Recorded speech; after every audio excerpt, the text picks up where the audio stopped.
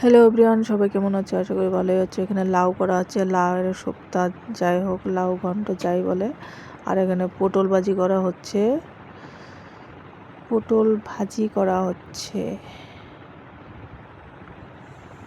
পটল ভাজি হয়ে গেছে প্রায়, পটল ভাজি হয়ে গেছে। আর এখানে চিকেনের বড়া করা হচ্ছে, চিকেন চপ যেটাকে বলে।